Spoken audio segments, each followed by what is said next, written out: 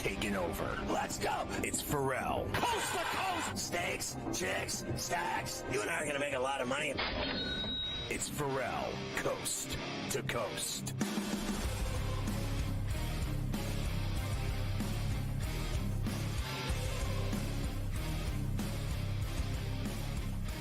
It's hour number 2 of Ferrall Coast to Coast here on SportsGrid. Adam Kaufman in for Scott Ferrall. We will be rejoined by Joe Pisapia coming up in just a little bit. We're going to spend the next couple segments, the next little while, hanging out with our buddy Coach James Young here. I think we going to Coach early, or are we going to Coach in a little while? I think we have Coach now, right? All right, yeah, we're going to Coach now. Bring in Coach James Young. Because Coach, I feel like we started our segment off the air. We started our whole basketball NBA conversation before we even welcomed you in officially. But of course, SportsGrid basketball analyst and does so much across the network. One, it's great to see you. Happy holidays, happy early New Year, all of that. But man, you're fired up, so let's just start there. Before we even talk about today's basketball games, some of which are going on right now and on into the evening, you're still kind of it's the coach in you. You're still kind of getting over this Mike Brown situation in Sacramento. AK, always great to be on with you, brother. Happy New Year to you and the family. Listen, this Mike Brown thing is such a damn joke of what went on in Sacramento. And I want people to understand. I talked about this on my podcast yesterday. I want people to just sit back and listen to me for a minute. This is an organization that since the firing of Rick Allen in 2006, think about these coaches. And let me tell you something. Some of these coaches are damn good ones. Eric Musselman, damn good coach, right? Reggie Theus, Kenny Knapp, Paul Westphal, went to a finals with the Phoenix Suns. Keith Smart. Oh, yeah, Michael Malone. Oh, yeah, the Michael Malone that went to Denver and won a championship. Tyrone Corbin, George Karl, basically a Hall of Famer. Dave Jager, Luke Walton, Alvin Gentry. Not one of those guys had a winning percentage of higher than 422. Higher than 422. And that's Luke Walton. And I'm not going to talk about another coach, but you can kind of go where I'm thinking with Luke Walton. So at what point you guys start looking at the organization, right? They are a clown show of an organization. Right? This guy, Mike Brown, got them was legitimate for the first time in damn near a quarter century. They go and get DeMar DeRozan. Folks, here's the next guy I want to pull up. DeMar DeRozan. Go look at his track record, folks. 16 years in the NBA. Only 7 times in the playoffs. DeMar DeRozan only been to one conference finals. Right? DeMar DeRozan, they couldn't get rid of you fast enough in Toronto, and they wouldn't want to ring the year after you got there. DeMar DeRozan, everywhere he's gone, the lifespan of the games he's played in, every team, Toronto, San Antonio, Chicago, Sacramento, all 4 franchises under 500. And then lastly, De'Aaron Fox. The De'Aaron Fox that came up 2 days after Mike Brown got fired and said, we had a great relationship. Oh, I love Mike Brown. Oh, that's the only coach I want to play for. But up 3, you're guarding the block instead of Jay Ivey in the corner. Then you foul a guy in a 3-point shot. That De'Aaron Fox? Or is it the De'Aaron Fox that wanted to play for Mike Brown, but didn't sign a contract extension? So which is it? And then lastly, I'm going to go to the organization as a whole, front office. How do you let a guy walk into your building, run practice, run a press conference, leave the building, and then you fire him on a cell phone call, right? And then the next day, you have the players first off saying they got to address the media before the front office. Sacramento, I said it yesterday, like the beam, I unscrewed the beam, I stepped on the beam, I threw the beam out the window, the beam done gone. Change the hashtag. Like the beam, being done finished. I'm done with them. As you can tell, Coach is completely unbothered by what is happening out there. Completely unbothered. Completely. Man, I love it. Hey, we got a couple games going on right now, and my beloved Celtics, they're playing host to the Raptors. It's halftime, and Coach, this game is 45-35. Now, the score in terms of deficit is not all that surprising. Pregame, I invested in Toronto plus 17.5. It's still plus 16.5 on the live line at even money. But what is shocking is the overall output. The fact that we have, again, 80 total points in this game. The pregame total that I made the mistake of investing in the over on was 233. Right now in the live, now if people went under, you got yourselves a hell of a middle situation to win 2 bets, because the line right now, Coach, is sitting at 198.5, 30 plus points below the pregame total at halftime. Do you think we get over 200 points in this game? Here's my concern, folks, with Boston right now. And it's my problem, and I'm completely different than a lot of people in regard to my coaching. The NBA has gone too analytics-based, right? It's kind of like they want to play numbers. The mid-range game has got thrown out of the NBA for the sake of the three. Boston is 8 of 25 from 3 in the first half. You're like, 32%. That's not terrible. Do yourself a favor. Jason Tatum, 0 for 4. Al Horford, 0 for 5. Sam Hauser, 0 for 2. Jaylen Brown, 0 for 2. Just take out Peyton Pritchard, and they're 4 for 16 from 3. You take out Holiday and White, they don't got a 3. So to me, Boston's got to stop relying on the three-point shot they shoot. They're going to smash the NBA record. The only reason why this game is the way it is they're 32%. And Adam, they're out shooting the Raptors because they're at 26%. So to me, when you have a team that takes more than half of their shots from 3, both teams have done it. All you got to hope for is a little bit of a run, but this is going to be my concern with Boston. And when you can't make shots, damn it, you got JT, you got JB, put your head down and go to the basket. The Knicks showed something a couple nights ago when they played Orlando. I think they made 4 3-pointers, and they won by 15 points. You can win the game in the mid-range game and going inside. I would like to see Boston do this a little bit more. JY, the other game happening right now, which is also just gone to the half. We got plenty more points. Indiana and Milwaukee. The Pacers are leading this one 64-53. You can get Milwaukee plus 7.5 if you want to invest in the Bucks. Now, I think what's intriguing about this one that may actually lead you to want to bet Milwaukee, maybe even on the money line in this one, that is plus 240, is there are 3 guys in double figures in scoring for the Bucks. Those are Chris Middleton, Brook Lopez, Bobby Portis. They each have 10 points. You know how many points combined Giannis Antetokounmpo and Damian Lillard have? I'll tell you, 4. 4 points. That is because Lillard is 0 for 7 and Giannis is 1 for 4. He's barely even shot. Half his points have come at the free throw line. I have to believe that in the second half, that is going to change. And if Milwaukee is sitting right now, basically down 10 points, getting 4 points of production from its 2 stars, that seems like the hammer spot. Yeah, it does seem like the hammer spot. And I think the way you look at it is, Giannis has 3 fouls in the first half. So that's a big key. So you got to go and try and find where you could find their value. Right now, Giannis to get 20 plus points is plus 140 right now on FanDuel. Simply put, they don't play no damn defense in Indiana. If he stays out of foul trouble, you think he's going to smash this. I can see a huge third quarter out of Giannis. And it's the same thing with Dame. Listen, at the end of the day, they're not going to play defense, but this is the problem with Milwaukee. They're wildly inconsistent. I don't care that they won the NBA Cup. I don't care. It's still being run by, I know, number 1 fan of the Doc Rivers fan club, Coach James Young. Not really. Don't want to go there. But at the end of the day, Milwaukee will not get the win, but I think Giannis will go off in the second half if he stays out of foul trouble. I'll tell you what, if you invested in his points prop at 31.5 under, as I did, you're at least feeling good about where he sits right now. But like you said, if there's anyone that can explode, totally explode in half number 2, it is him. Segment number 2 with Coach James Young. JY is going to rejoin us here in just a moment. We're getting some college hoops, jump to 4 more games in the NBA tonight.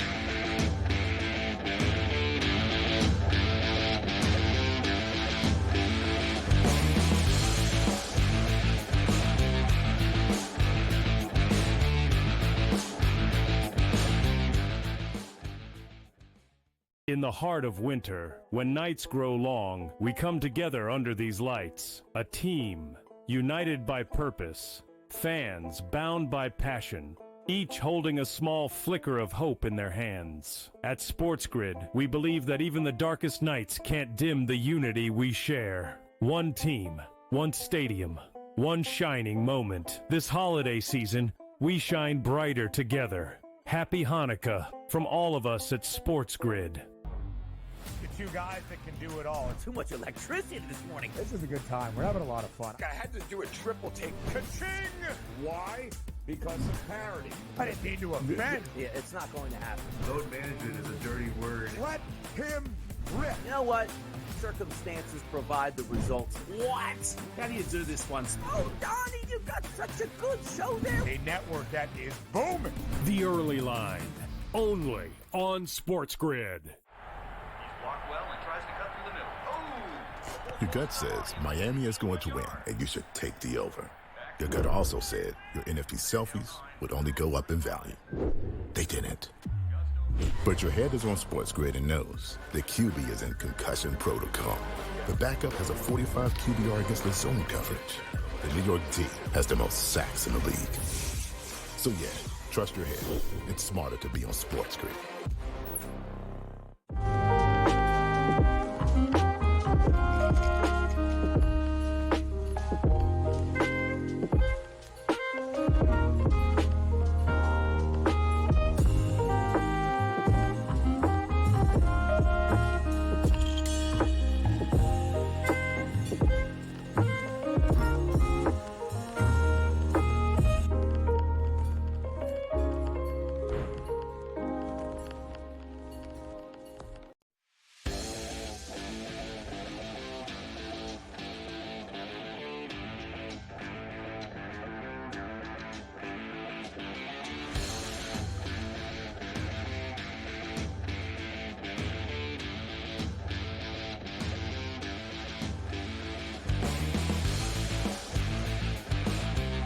We got JY with us, Coach James Young, basketball analyst, lead basketball analyst here on SportsGrid, has the Betting Above the Rim podcast as well that he referenced before. JY, we can get back to the NBA if we have time, but let's mix in some college hoops as well. Already a massive upset today. You had West Virginia go into Kansas, take down the Jayhawks 62-61 to knock off the number 7 team in the country, hand Kansas' third loss while improving to 10-2. These Mountaineers not screwing around.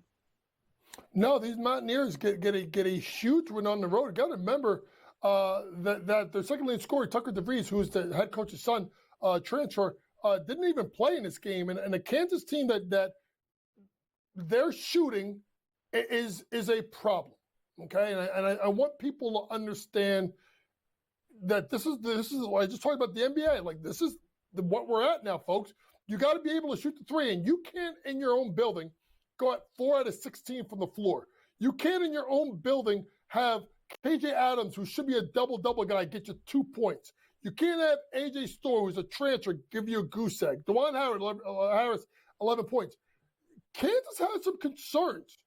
And that's why this Big 12 race is going to be so crazy, because of the fact of that with Kansas. You know, you can look at, Houston isn't showing the defensive tenacity that we think of. Kansas State is down. Baylor's barely in the top 25. I mean, T.J. Ossenberger and Iowa State should be the favorites right now to win the league.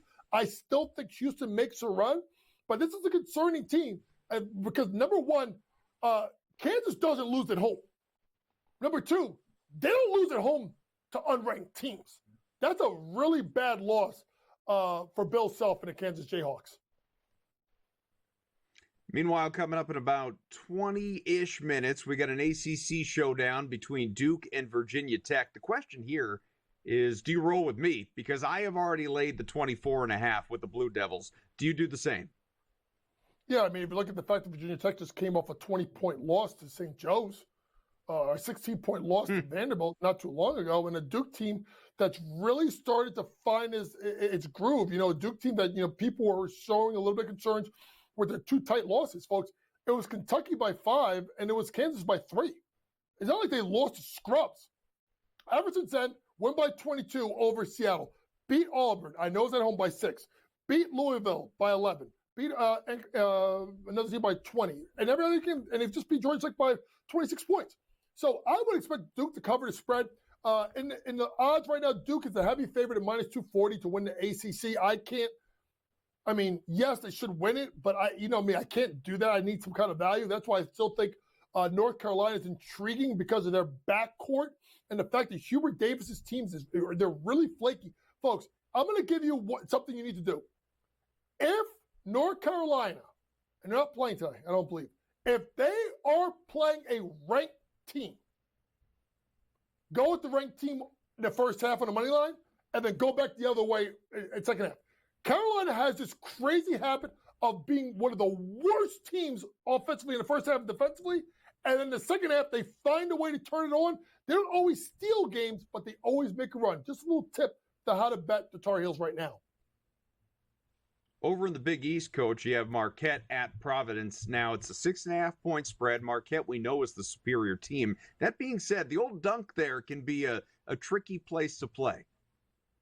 The dunk is always been a tough place to play, but you got to look at the Providence team that's lost 2 of their last 3 games. They had a wild game right before Christmas. They lost to St. John's at the buzzer, 72-70. I love Shaka Smart and what he does. Obviously, the 2 losses that they have are at Dayton, at Iowa State. I think Marquette gets the win and the cover here. There's usually that line. Usually for me, Adam, it's usually like 4.5, 5.5. If a ranked team is like 4.5, 5.5 road favorite, I go the other way and just go upset. It's 6.5. So I'm going to say Marquette gets the win and the cover. They are the co-favorites at plus 175 right now to win the Big East. Let's circle it back to the NBA, Coach. We have 4 games tonight, but I'm just going to tell you my favorite play. And it's a little stroll down narrative street, my friend. I love the narratives. And there's no narrative that I could support more than this one today, which is LeBron James, who turned 40 yesterday. This is his first game in his 40s for the Lakers, who is playing host to his original team, his hometown team, the Cleveland Cavaliers. Now, I don't know if the Lakers are going to win this game, even though I think they will, probably, because, I don't know, the universe works in mysterious ways. Sure, the Cavs are the better team, but the play that I like, you're going to give me LeBron over 23.5 points? That's it? 23.5 points, and the guy's been lighting it up of late anyway, and he's not going to look to show out at home against his old team as a 40-year-old now? Yes, please, take my money. I like that play, and it'll be interesting, the Lakers with the trade. I think, to me, it's more about addition by subtraction in regards to getting D'Lo off the roster. They need to do it. But I do think Dorian Finney-Smith and Shake Milton help fortify that bench, especially the way that Dorian Finney-Smith's shooting over 40% from 3. So I agree with you. I do like that play. In regards to plays that I like tonight, I like the San Antonio Spurs minus a point. You look at the fact that Clippers on the second leg of a back-to-back. I think you can get the Spurs with value there. I do also like the Grizzlies plus the points at Phoenix. I know Devin Booker is back. Phoenix are 2 different teams when it comes to how they play with everybody, without.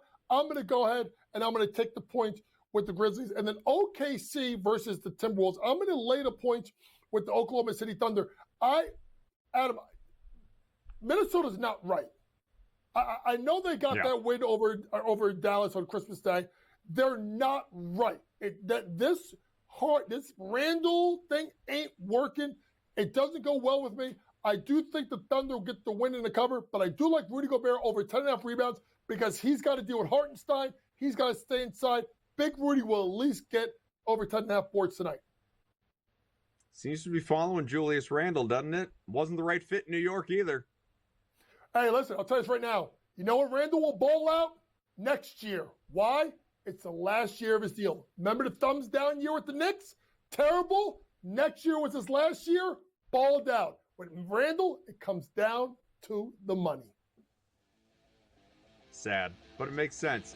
Coach James Young, get him on Twitter at, of course, Coach Young NJ. Happy.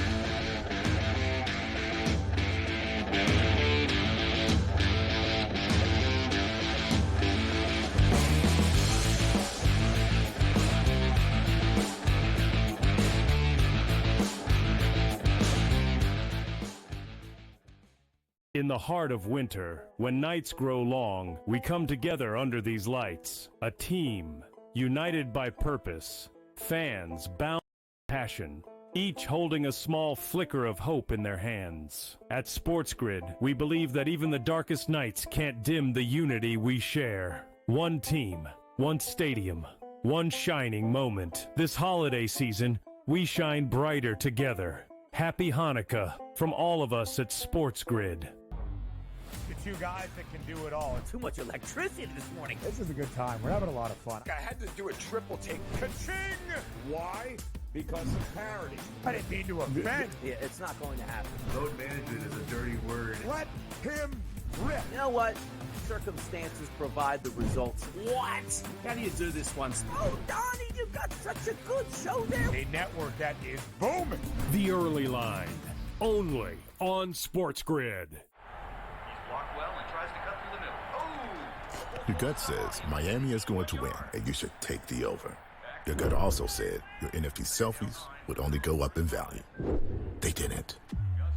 But your head is on SportsGrid and knows the QB is in concussion protocol. The backup has a 45 QBR against the zone coverage. The New York D has the most sacks in the league. So yeah, trust your head. It's smarter to be on SportsGrid.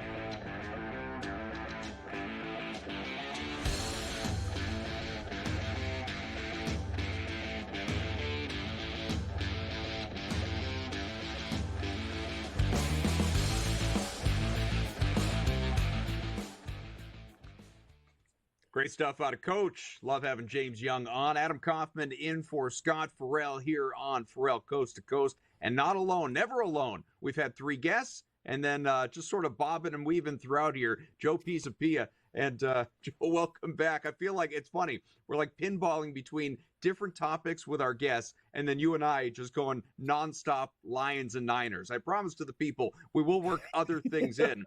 But this game it was such a captivating way to end Week 17, a week, by the way, that was utterly dominated by the favorites. There was only one loss, outright, straight up loss, one loss by a favorite, and that was Indianapolis, as the Colts were shocked by the Giants, which it's amazing to me, not that Indianapolis lost so much, but that I don't know how closely you pay attention to like Circus Survivor and that giant contest and the chase for $14+ million, all of that. Half the remaining pool in Week 17 was invested in Indianapolis. So it knocked out half the people going into Week 18, where it's now below 20 people chasing $14 million, and I'm sure it'll get chopped in some form. Maybe everyone will win and it'll split. We'll see. But the one favorite that lost was the one that screwed the most people. It's nuts to me. Well, people have been screaming too, because there are a lot of folks who are streaming defenses in their fantasy championships who took the Colts. Why? Because, well, it's the Giants. It is Drew Lock, and they've been awful. And Drew Lock's turned over the football a lot. Now, the thing I kept saying about that is, look, if you have the Eagles defense out there, you play the Eagles defense. You play the better defenses that you have with better personnel, and you don't screw around with fantasy championships. With people, sometimes they fall in love with the matchups and the situations here. And look, when a contest like that, I understand it's all right there in front of you, especially when you consider the Giants were, and I want to emphasize the word were, at the top of the draft order. Now they find themselves not quite there. Who knows? Maybe they can win another week and really screw themselves out of the pooch here.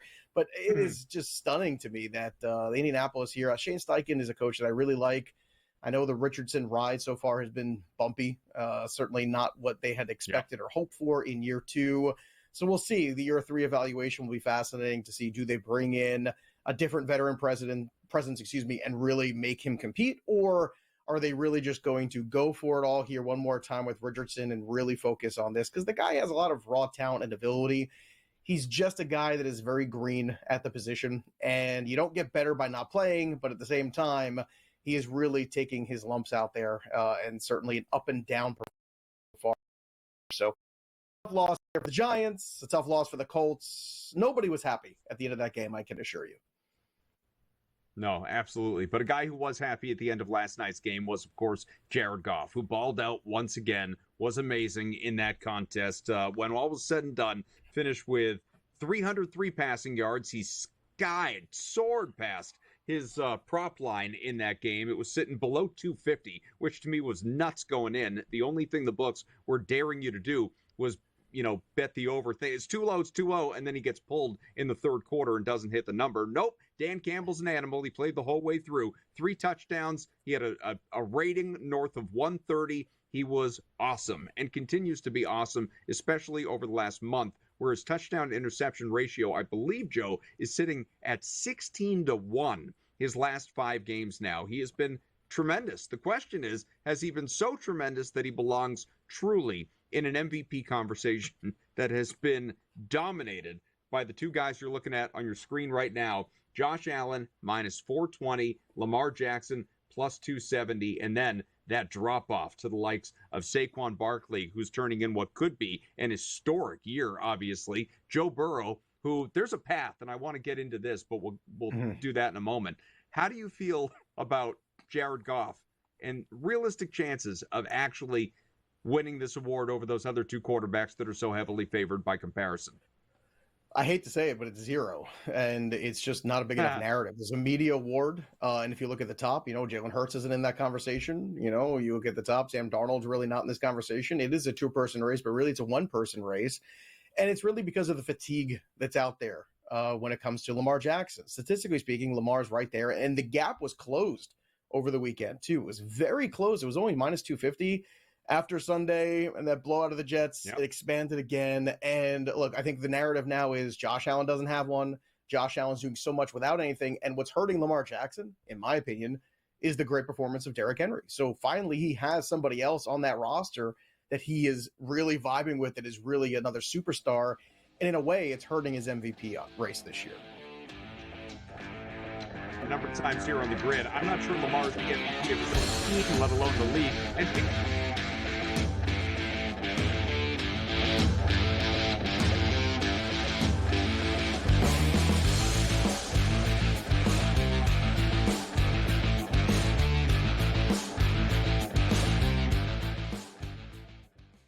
in the heart of winter, when nights grow long, we come together under these lights. A team, united by purpose. Fans, bound by passion. Each holding a small flicker of hope in their hands. At SportsGrid, we believe that even the darkest nights can't dim the unity we share. One team, one stadium, one shining moment. This holiday season, we shine brighter together. Happy Hanukkah from all of us at SportsGrid. The 2 guys that can do it all. Too much electricity this morning. This is a good time. We're having a lot of fun. I had to do a triple take. Ka-ching! Why? Because of parity. I didn't mean to offend. Yeah, it's not going to happen. Load management is a dirty word. Let him rip. You know what? Circumstances provide the results. What? How do you do this once? Oh, Donnie, you got such a good show there. A network that is booming. The Early Line, only on SportsGrid. Blocked well and tries to cut through the middle. Oh! Your gut says Miami is going to win, and you should take the over. Your gut also said your NFT selfies would only go up in value. They didn't. But your head is on SportsGrid and knows the QB is in concussion protocol. The backup has a 45 QBR against the zone coverage. The New York D has the most sacks in the league. So yeah, trust your head. It's smarter to be on SportsGrid.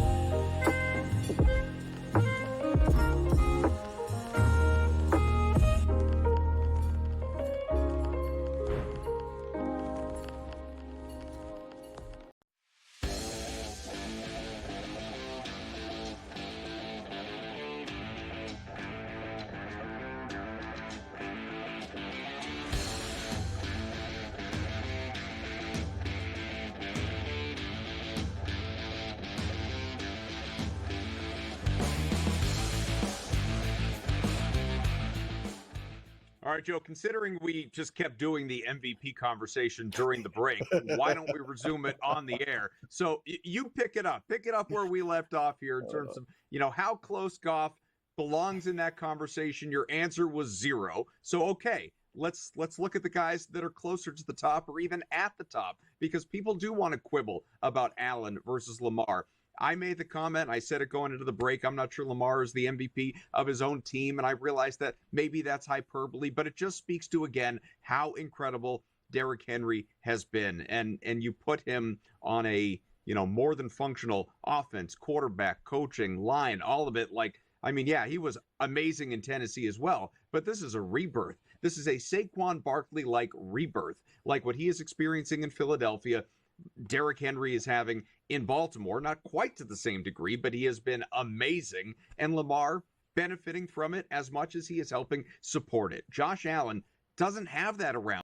He lost Stephon Diggs. He lost Gabe Davis. It's again, like they bring in Amari Cooper, who's been kind of up and down just because they don't always feature him, because they're throwing to Khalil Shakir and Keon Coleman and Dalton Kincaid and Dawson Knox, leaning on James Cook. Like, it's all these guys. How many, truly, you said it during the break, how many average football fans even recognize half the names that I just said that Josh Allen is relying upon? And oh, by the way, he is the only QB in the entire NFL who has beaten both the Chiefs and the Lions.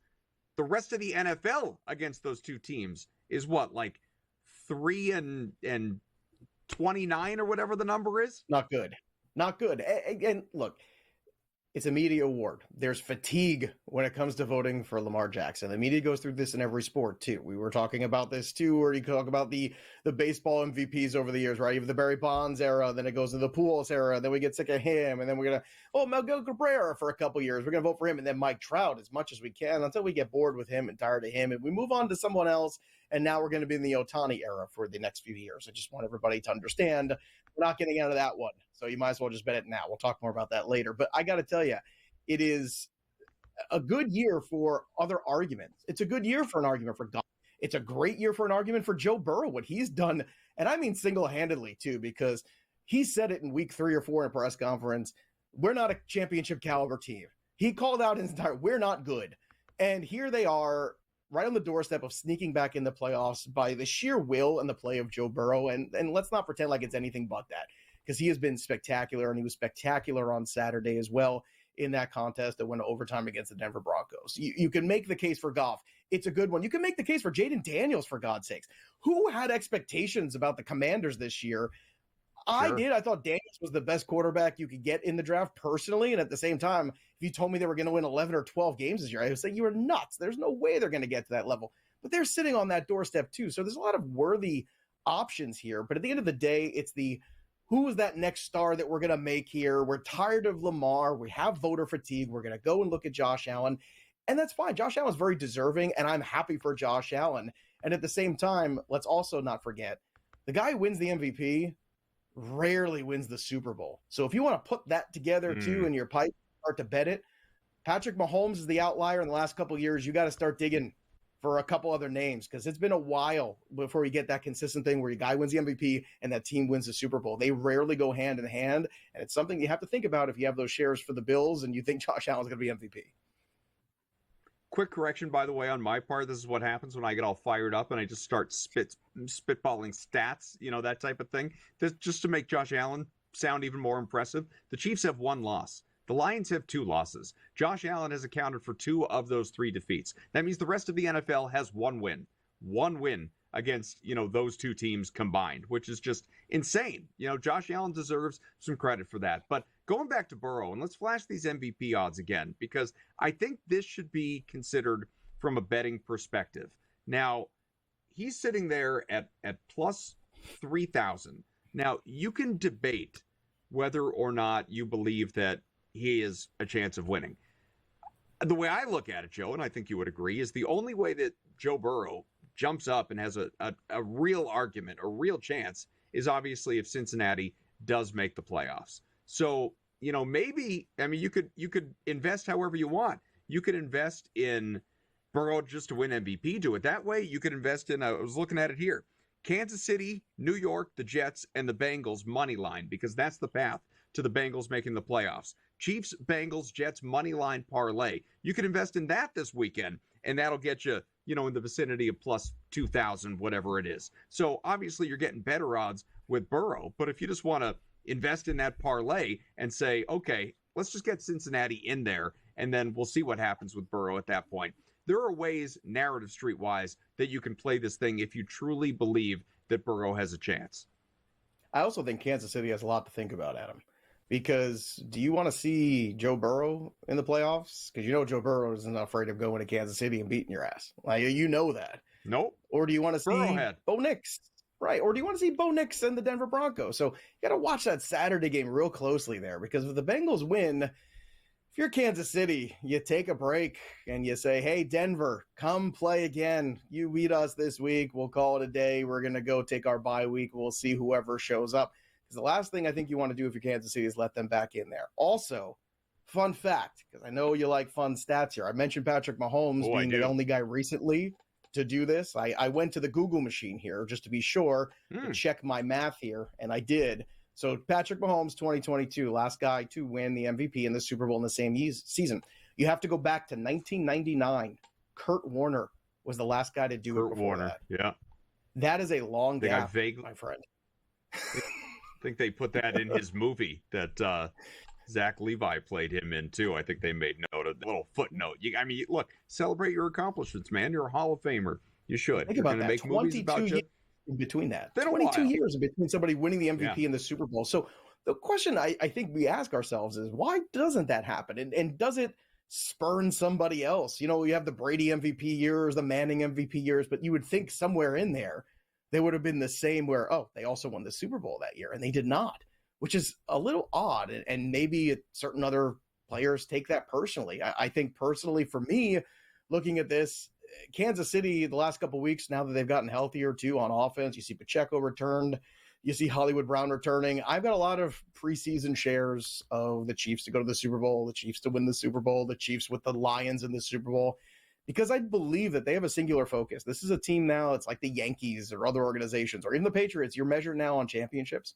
And I think as soon as that Super Bowl ended, you heard them talking about this three-peat. They know they have something very special they could do here, and it is not lost on them at all. And it seems like last year, the immediate focus after the Super Bowl was, okay, we get back here, we do it one more time. We've done something legendary. And I think people, despite this 15-1 record that they're sitting in here, right, where they're unbelievable and they find ways to win games and people give them zero credit for it, they're still incredibly dangerous. They might be playing their best football. Do you think the Chiefs are playing their best football all year in the last 2 weeks? I'm sure over the last couple. This is what they do, though. They get hot at the right time. They flip that switch. I made the mistake weekly of betting against the Chiefs in the Super Bowl when they were dogs every single time. I bet against them every single time, including in the Super Bowl. And what continues to be hammered home, including, very rare instances this year, is Patrick Mahomes as an underdog is not to be trifled with. He's got like one loss against the spread as an under. You just can't do it. And straight up for that matter, I think you can't invest against Patrick Mahomes when he is a dog. You mentioned returns, by the way. In the spirit of returns, here's a farewell. Zeke Elliott returned to Dallas. He has been released before the end of the season. Some breaking news from Ian Rappaport, Rap Sheet from NFL Network. The statement from owner Jerry Jones, out of respect and appreciation for Zeke and wanting to provide him an opportunity to pursue any potential playoff participation possible, we're releasing him from his Cowboys roster today. As I have said many times previously, Zeke's impact is one of the greatest to ever play with a star on their helmet. Will never change. It's etched in our record books and history forever. We thank him, love him, and wish him the absolute best. Great. Who invited Zeke for a playoff run?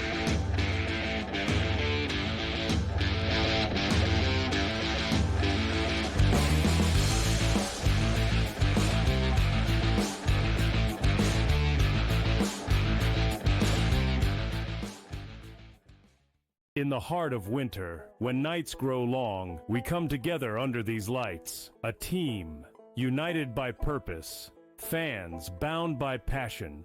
Each holding a small flicker of hope in their hands. At SportsGrid, we believe that even the darkest nights can't dim the unity we share. One team, one stadium, one shining moment. This holiday season, we shine brighter together. Happy Hanukkah from all of us at SportsGrid. You two guys that can do it all. Too much electricity this morning. This is a good time. We're having a lot of fun. I had to do a triple take. Ka-ching! Why? Because of parity. I didn't mean to offend. Yeah, it's not going to happen. Load management is a dirty word. Let him rip. You know what? Circumstances provide the results. What? How do you do this once? Oh, Donnie, you got such a good show there. A network that is booming. The Early Line, only on SportsGrid. He's blocked well and tries to cut through the middle. Oh! Your gut says Miami is going to win, and you should take the over. Your gut also said your NFT selfies would only go up in value. They didn't. But your head is on SportsGrid and knows the QB is in concussion protocol. The backup has a 45 QBR against the zone coverage. The New York D has the most sacks in the league. So yeah, trust your head. It's smarter to be on SportsGrid.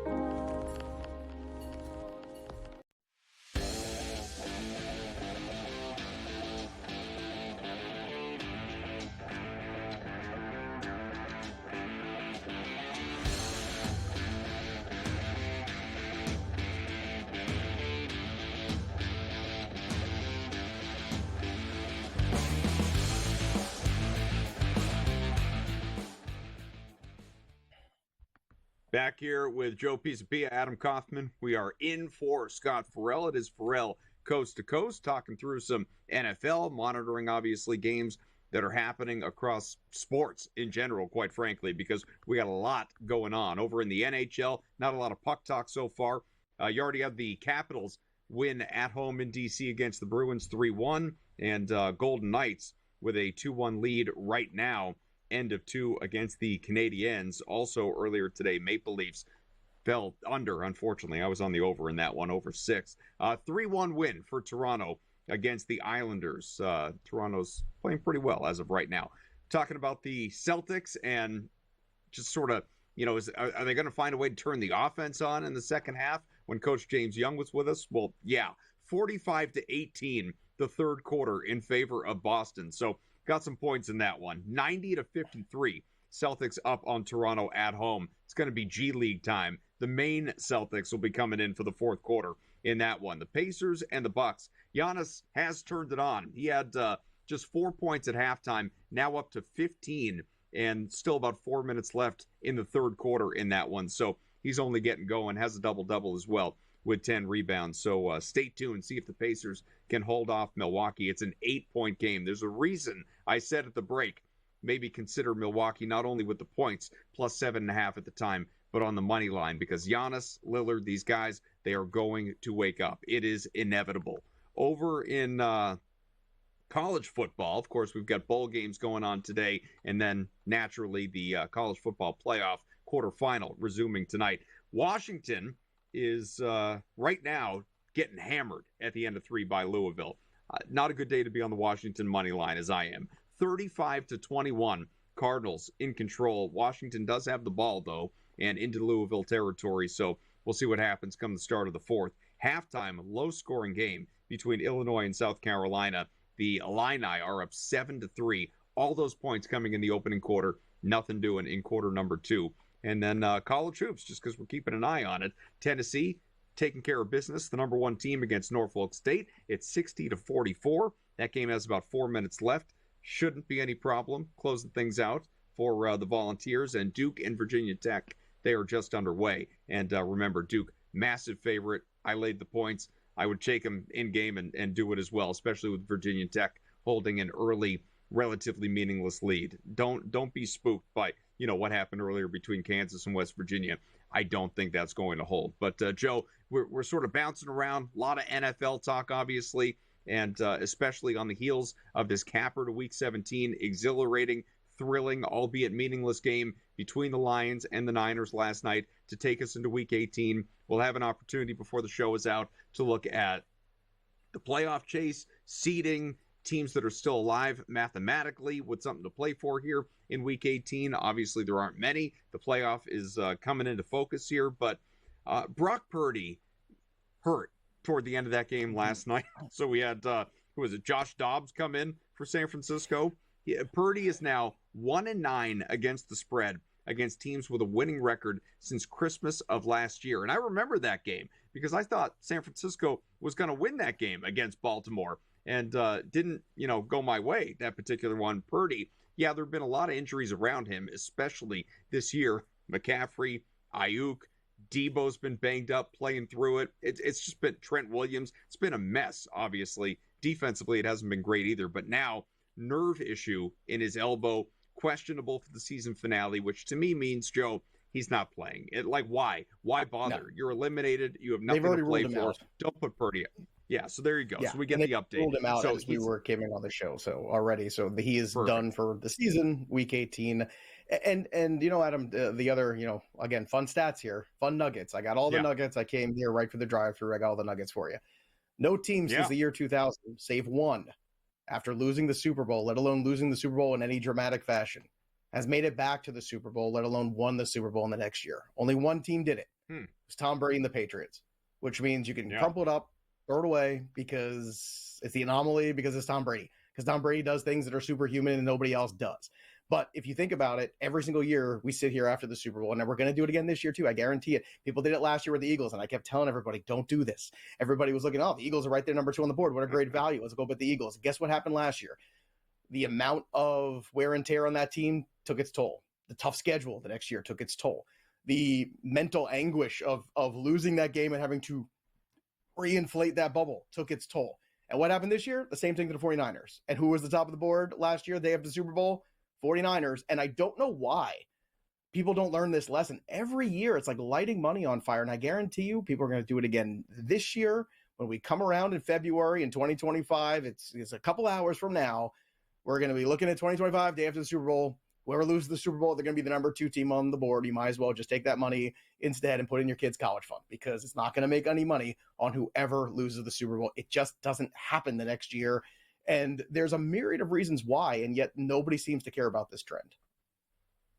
How do you feel about San Francisco going forward, though? Because, I mean, look, I sprinkled a few Super Bowl futures on teams. A couple are still alive, the Rams, the Packers. But I had a Niners one as well, and that one never realistically had a chance. It felt like from day one with Christian McCaffrey, not being ready for the start of the regular season and then waiting months for him to even see the field, however abbreviated, goes down in the crappy weather conditions, and we don't see him again, lost for the year. And like we were joking earlier, I mean, screwed the whole running back room. We were down to the 4th stringer, Patrick Taylor, there for a little while. So how do they rebound from this? And, where does Shanahan's team go? I don't want to be doom and gloom, but I don't think the bounce back is as easy as what the Eagles had. So the Eagles had a great couple drafts in the last few years, right? Especially on defense. They got younger, they got more athletic, they drafted all these kids from Georgia. Last year they take, Quenya Mitchell and Cooper DeJean, right? And then all of a sudden, they've remade the secondary. So Howie Roseman put them in a good position to bounce back. And then you go out there and you acquire Saquon Barkley, right? Terrific opportunity. You're a great run off offensive line. You get Saquon Barkley, who gives you an elite season, a record-breaking season. The problem is they've made a lot of weird decisions in San Fran. Paying Brandon Ayuk, I think, is going to haunt them, because now this offseason, you basically look and say, well, we got production from Juwan Jennings. Why do we give Brandon Ayuk all this money? Christian McCaffrey, we don't know at this stage, are we ever going to get him consistently on the field? There's so many questions, not enough answers. And now you might have to play Brock Purdy, and that is never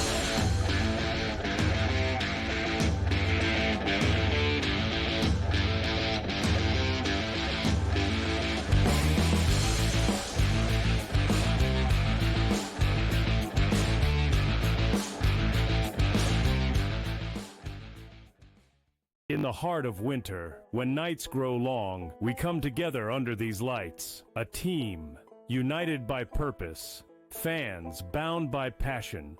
each holding a small flicker of hope in their hands. At SportsGrid, we believe that even the darkest nights can't dim the unity we share. One team, one stadium, one shining moment. This holiday season, we shine brighter together. Happy Hanukkah from all of us at SportsGrid. The two guys that can do it all. Too much electricity this morning. This is a good time. We're having a lot of fun. I had to do a triple take. Ka-ching! Why?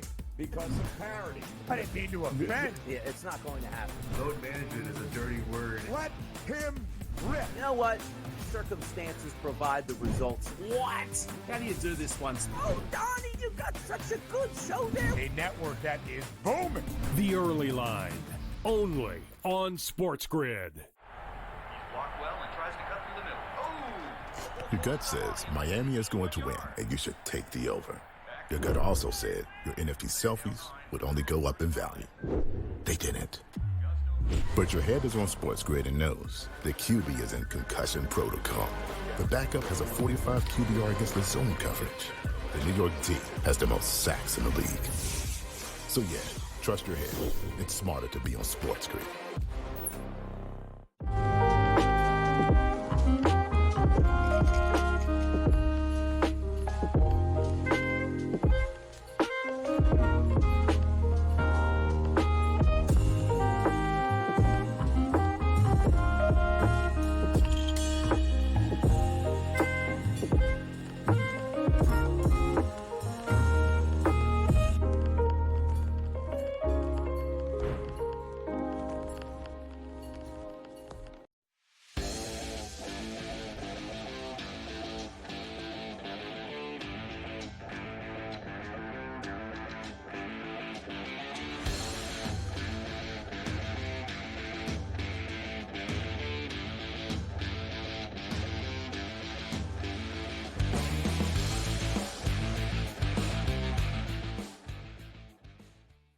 Welcome back in, everybody, to Ferrall Coast to Coast. Joe Pisapia and Adam Kaufman here, talking a little sports, talking NFL Week 18, and it is certainly looking like the end of the season for many teams in the NFL, but a lot of teams still on that bubble, still fighting for their playoff lives here. Rams and Seahawks, certainly a game, too, where you mentioned the Rams being a team that you were in on, Adam, coming into the season. I was, too, and I have to say I'm pleasantly surprised that the Rams were able to overcome some of the obstacles they have.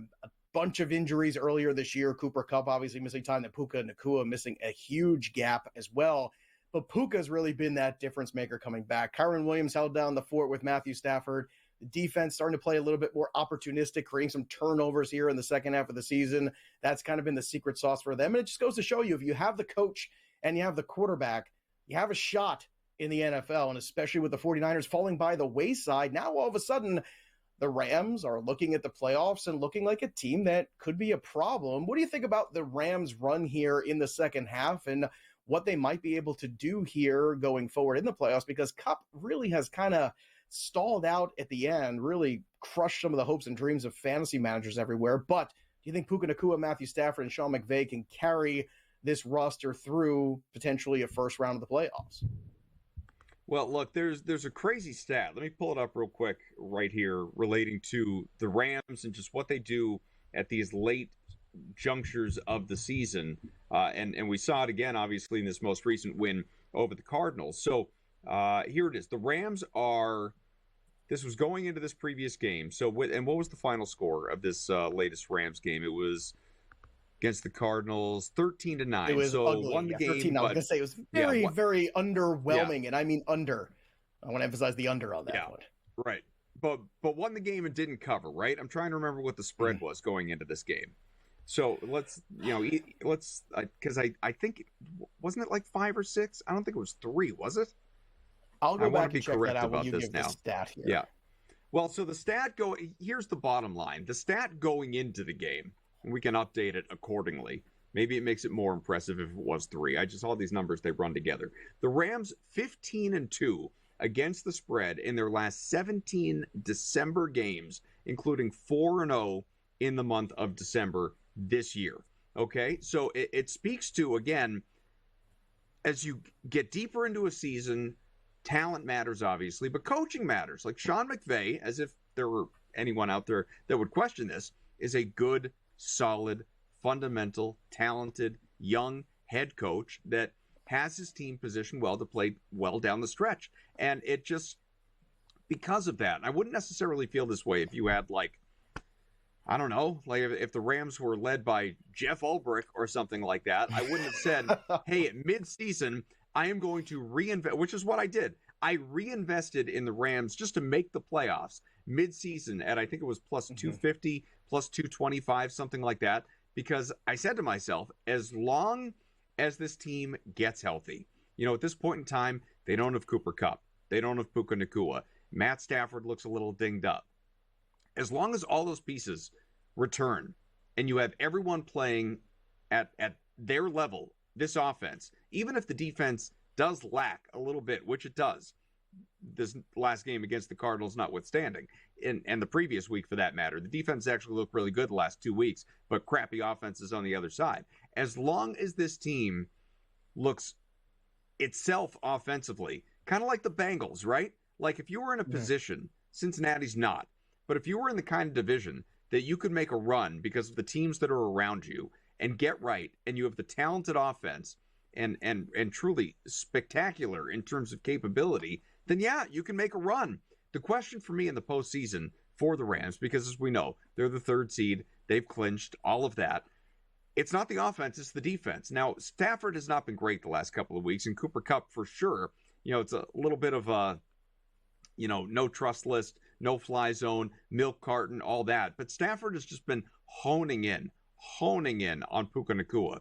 I mean, he like can't take his eyes off him, but whatever. As long as Nacua is catching the ball, Joe, that's really all that matters. And he is. The volume has been outrageous. Looking at, we can look at some of the stats on the other side, but doing what they have been doing to this point in time has been nothing short of remarkable. So now that they're in the dance, I think that they absolutely have a path. And they are a tough matchup. They're going to be a tough out in the postseason. Obviously, I've rambled on. We'll look at Joe's side of that coin as well for the Rams and some other things in the NFC and AFC as well when we return here on Ferrall Coast to Coast.